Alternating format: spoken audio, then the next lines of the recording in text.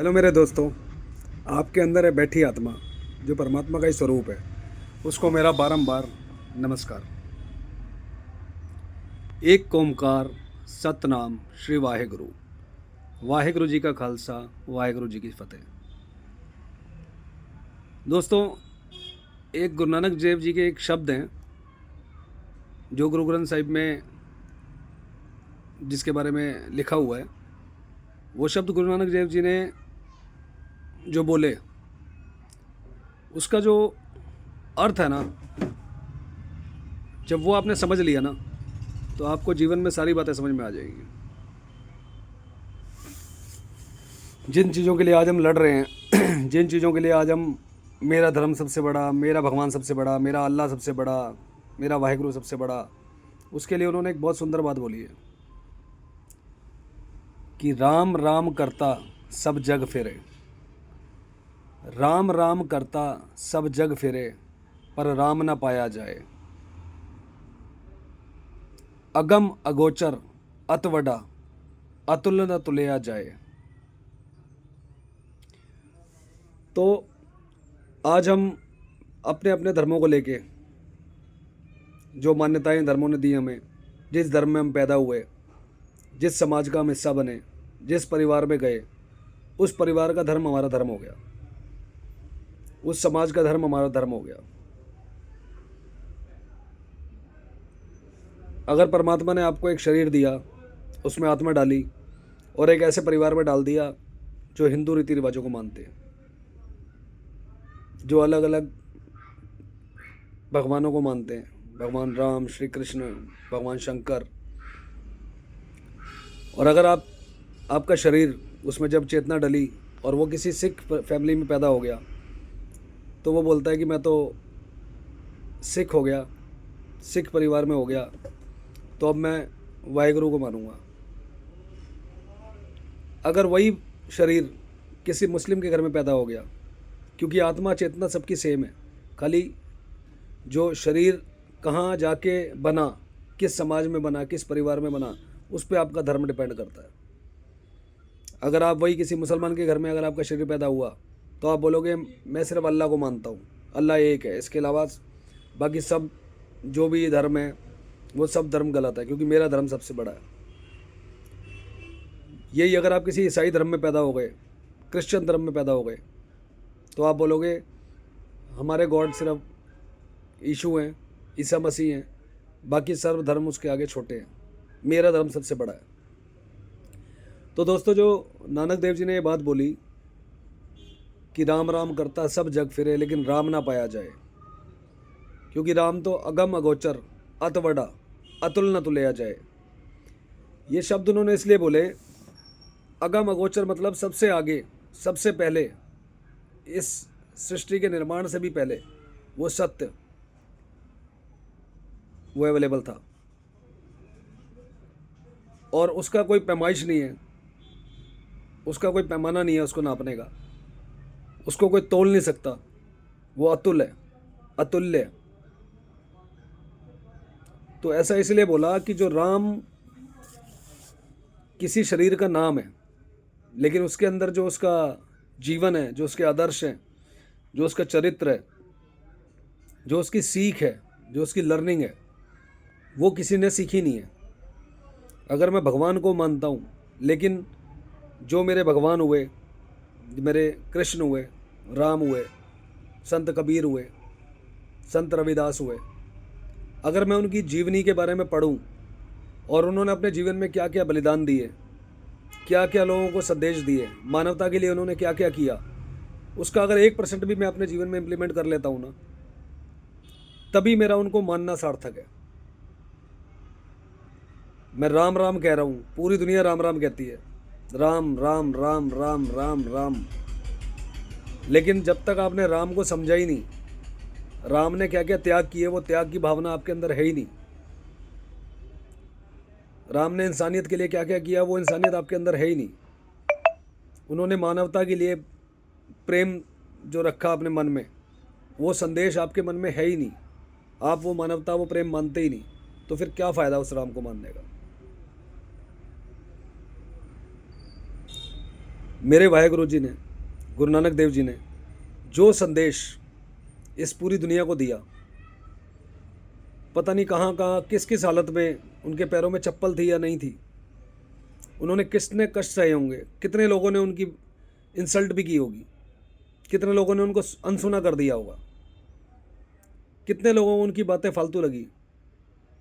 तो वो आपको क्या लगता है कि बस वो अपना ज्ञान देते गए और दुनिया उन्हें गुरु मानती गई? दोस्तों, ऐसा नहीं है।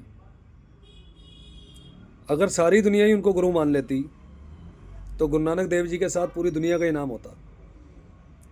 लेकिन गुरु नानक देव जी ने अपनी जो अगली गद्दी दी, जब उनका शरीर छोड़ने का समय आया, जब उनकी आत्मा चेतना को ये उनका शरीर छोड़ के जाना था, तो उन्होंने, चाहे उनके सैकड़ों हज़ारों लाखों फॉलोवर थे, लेकिन वो सब नानक को मानते थे, लेकिन नानक की नहीं मानी। नानक की मानने वाला उन सैकड़ों हज़ारों में सिर्फ एक गुरु अंगद देव थे, भाई लैना। इसीलिए उन्होंने वो गद्दी अंगद देव जी को दी, सिर्फ उनके कर्मों के बदौलत। उनके कर्म ऐसे थे कि जो नानक की वाणी थी, जो नानक का संदेश था, वो उन्होंने अपने जीवन में उसको इम्प्लीमेंट किया।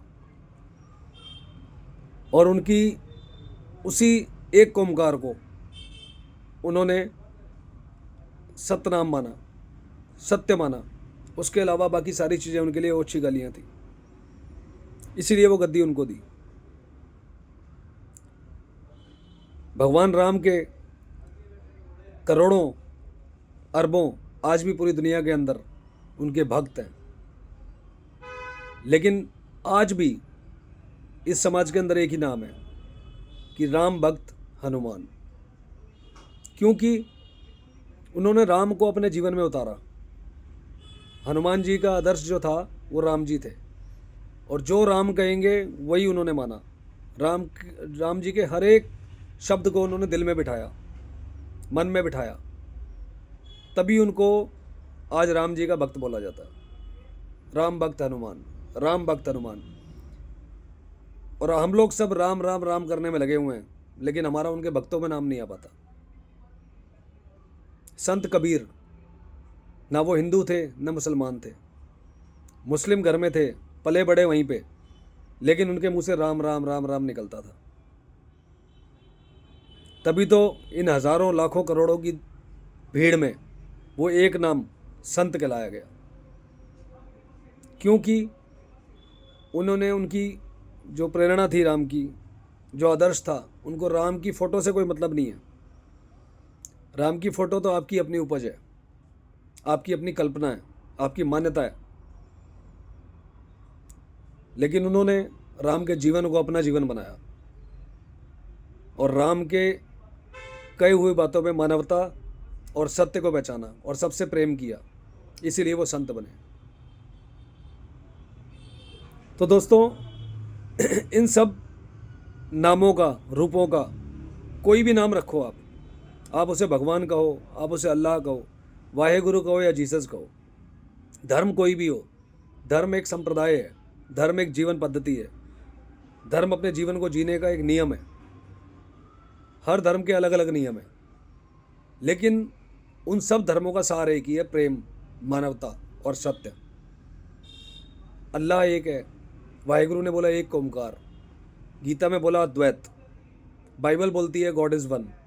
तो यानी कि वो एक, वो परम, वो सत्य, वो अस्तित्व, उसी की वजह से आज मैं और मेरा है। लेकिन अगर हम उस अस्तित्व को महसूस करेंगे, उस सत्य को महसूस करेंगे, उसका अनुभव करेंगे और उसके ऊपर चलेंगे, अपनी लाइफ में इम्प्लीमेंट करेंगे, तो ऑटोमेटिक मुंह से तू तेरा निकलना है। तो दोस्तों, तू तेरा, तू तेरा दिन में कम से कम 24 बार, हर एक घंटे में आपके मुंह से तू और तेरा निकलना चाहिए।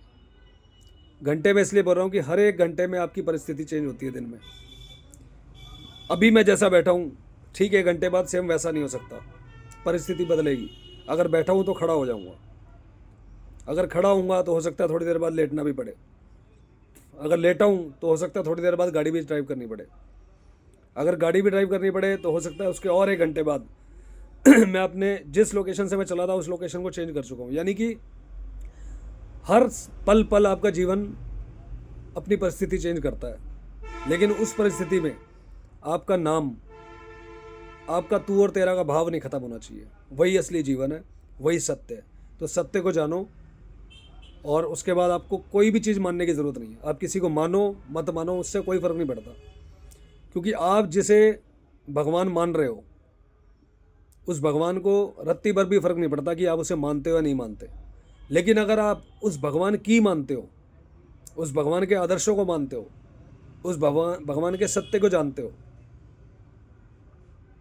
और उस भगवान के जीवन से इम्प्लीमेंट लेते हो और अपने जीवन में उस भगवान की जीवन लीला को अपनाते हो, तभी आपका जीवन सार्थक है।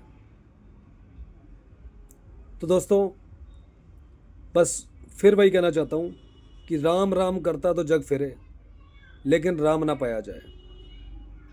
अगम अगोचर अत बड़ा, अतुल्य न तुलया जाए। उसे तोलने की, उसका पैमाना इस दुनिया में कोई बना ही नहीं है, क्योंकि जितना आप घूमोगे, जितना ढूंढोगे, जितना मानोगे, वो उतना दूर होता जाएगा।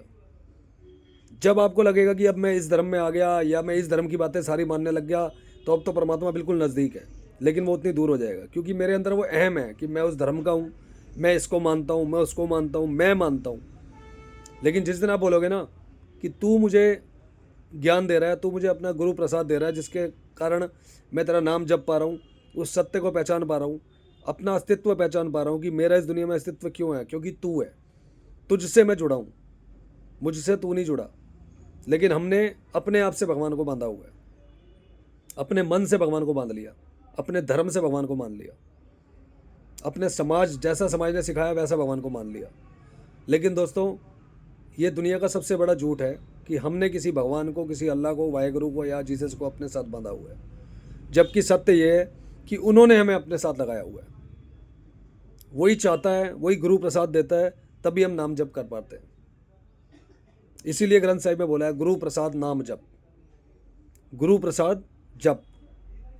तो गुरु के प्रसाद से, यानी सत्य के प्रसाद से, जो वो गुरु जो सत्य का ज्ञानी है, जो तत्व का ज्ञानी है, जो आत्मा का ज्ञानी है, वही आपको सत्य का रास्ता दिखा सकता है, और वही आपको जीवन की असली सच्चाई तक पहुंचा सकता है। तो जब आप जान जाओगे इन चीज़ों को, कोशिश करो, ध्यान में रह के काम करो। ना कोई तपस्या करने की ज़रूरत है, ना कोई आरती पूजा करने की ज़रूरत है, ना किसी खुदा को मानने की ज़रूरत है, क्योंकि इन सब से परमात्मा की प्राप्ति नहीं हो सकती। सिर्फ अपनी मैं को आप शांत करते हो। आपको लगता है कि मैं मंदिर जाता हूँ तो मेरी तरफ से तो हो गया, मेरा भगवान है, मेरे हिसाब से काम करेगा। अब मैं मंदिर होया, मैं नाम जप कराया, वहाँ जाके मैं प्रसाद चढ़ाया, मैं घंटियाँ बजाया, आरती पूजा कराया, अब तो जो मैं चाहूँगा भगवान मेरा वही काम करेगा। तो दोस्तों, वो सिर्फ आपकी मांग है, वो आपका अहंकार है। लेकिन जिस दिन आप ये समझोगे कि मैं भगवान के मंदिर या अल्लाह के मस्जिद या वाहेगुरु के गुरुद्वारे या जीसस की चर्च में जाने वाला मैं कोई नहीं हूँ, वो उसका ही असर है, वो उसी का हमारे ऊपर आशीर्वाद है, वो उसी का गुरु प्रसाद है, जिससे हम वो जप पा रहे हैं। जपने का तरीका कोई भी हो, मंत्र कोई भी हो, आयत कोई भी हो, बाइबल का कोई भी लाइन हो, गुरु ग्रंथ साहिब का कोई भी अंग हो, जब तक वो अंग आपने जीवन में समझा नहीं, जाना नहीं, उस सत्य को पहचाना नहीं, तो वो सब पढ़ा लिखा, किसी की बातों को माना हुआ, सब बेकार है। तो वही मैं आपसे बोलता हूँ कि सिर्फ राम राम कह देने से राम आपको मिलेगा नहीं, क्योंकि राम राम आप कह रहे हो कि मैं राम राम कह रहा हूँ, आपके अंदर सिर्फ ये अहंकार है कि मैं राम राम करता हूँ, मैं कृष्ण कृष्ण जपता हूँ, मैं अल्लाह को मानता हूँ, मैं वाहिगुरु वाहिगुरु करता हूँ, मैं गॉड इज़ वन करता हूँ, मैं क्रिश्चियन हूँ। तो जहाँ पे मैं जुड़ेगी वहाँ परमात्मा उतना ही दूर चला जाएगा आपसे। और जहाँ आपकी मैं मरेगी, जहाँ तू और तेरा का गेम शुरू होगा, आप देखोगे हर पल हर क्षण आपके सिर पे उसी परमात्मा का हाथ है। ये दिल धड़केगा, उस हर धड़कन के साथ, उस हर श्वास के अंदर बाहर होने के साथ तू और तेरा का भाव आ जाएगा, तो आपको हर पल परमात्मा अपने अंग संग महसूस होगा। फिर आपका फ़ायदा, आपका नुकसान, लाभ, हानि, दुख, सुख छोटा बड़ा, काला गोरा, जात पात, हिंदू मुस्लिम, सिख ईसाई, आपस में सब भाई भाई, यही मुंह से निकलेगा। लेकिन एक ही भाव मन में लाना पड़ेगा, तू तेरा, तू तेरा, तू ही करने वाला, तू ही करवाने वाला, तेरा ही रचा हुआ खेल है, तू ही चला रहा है। तो दोस्तों, सब तू और तेरा का खेल है। इस तू और तेरा के खेल को समझ जाओ। जीवन में कभी मैं और मेरा से आपका सामना नहीं होगा। ना आपको लगेगा कि मैं किसी बात के लिए कसूरवार हूँ, ना आपको लगेगा कि मेरा कोई कसूर है, ना आपको लगेगा कि मैंने किसी का नुकसान किया, ना आपको लगेगा कि मेरा किसी ने नुकसान किया। तो दोस्तों, तू और तेरा का एक ही मंत्र जाप है। इसके अलावा इस दुनिया में किसी भी धर्म को मानो, किसी भी जात को मानो, किसी भी रंग को मानो, किसी भेद को, वो भेदभाव सिर्फ हमारे मन की, समाज की और जो हमारे ऊपर ये कोटिंग चढ़ी है इनकी उपज है। इसके अलावा कुछ भी नहीं है। तो मेरा एक सिंपल सा संदेश है, मैं बहुत बड़ा ज्ञानी नहीं हूँ, लेकिन इतना ज़रूर है कि मैं सत्य को पहचान चुका हूँ। सत्य क्या है इस जीवन का वो मैं जान चुका हूँ। इसीलिए पूरी मौज में हूँ, मैं फुल मस्ती में हूँ। मुझे फ़र्क नहीं पड़ता कि अगर मेरी वीडियो देख के किसी को हंसी आए या कोई मुझे कमेंट लिखे कि भाई तू बाबा बन जाएगा। तो दोस्त, बाबों से तो पहले ही दुनिया बहुत परेशान है। एक और बाबा का नाम प्लीज़ मेरे साथ मत जोड़ो, मुझे वो नाम चाहिए ही नहीं। मैं तो उसका हूँ, तू और तेरा। तूने ही मुझे जन्म दिया, तू ही सब करवा रहा है, अच्छा करवा रहा है, बुरा करवा रहा है, मेरे साथ अच्छा हो रहा है, बुरा हो रहा है, वो तेरा ही किया हुआ है। उसका जिम्मेवार तू ही है, क्योंकि ये शरीर भी तूने ही बनाया है। तो जो चीज़ आपने खुद बनाई है उसके जिम्मेवार भी आप खुद ही हो। अगर कर्म की खेती है दोस्त, बार बार बोलता हूँ, नीम उगाया, इच्छा है आम की कर, सेब की कर, केले की कर, दोस्त नीम के पत्ते ही चबाने पड़ेंगे कड़वे। और वो इसीलिए उगाया नीम का पेड़ क्योंकि मन में अहंकार रखा, मन में इच्छाएं रखी, द्वेष रखा, नफरत रखी, हार जीत रखी, सुख दुख रखा, अपना लाभ दूसरे की हानि रखा। क्योंकि दूसरे को अपने से अलग मत समझ, आत्मा उसकी भी है, आत्मा तेरी भी है। सिर्फ शरीर का खेल है, शरीर तो मिट्टी है, मरा ही पैदा था, मरा ही जाएगा। तो इस मरे हुए शरीर से ऊपर निकलो और जो जीवित चीज़ है आपके अंदर, जो चेतना है, आत्मा है, उस पर आप ध्यान दो। वो उसकी है और वो उसके पास ही रहेगी। वो ना कभी जलती है, ना कभी मरती है, ना उसका जन्म होता है, ना उसका मृत्यु होती है। चाहे जलाओगे तो भी शरीर को, दफन करोगे तो भी शरीर को, नाली में बहाओगे तो भी शरीर को, और गंगा जी में बहाओगे तो भी शरीर को। आत्मा से उसका दूर दूर तक कोई मतलब नहीं है।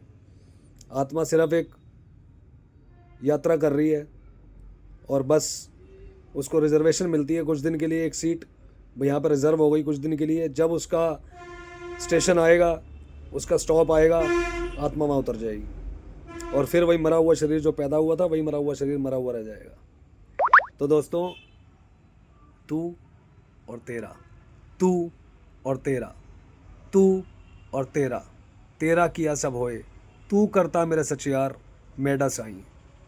सतनाम श्री वाहेगुरु, एक ओंकार सतनाम श्री वाहेगुरु। वाहेगुरु जी का खालसा, वाहेगुरु जी की फतेह।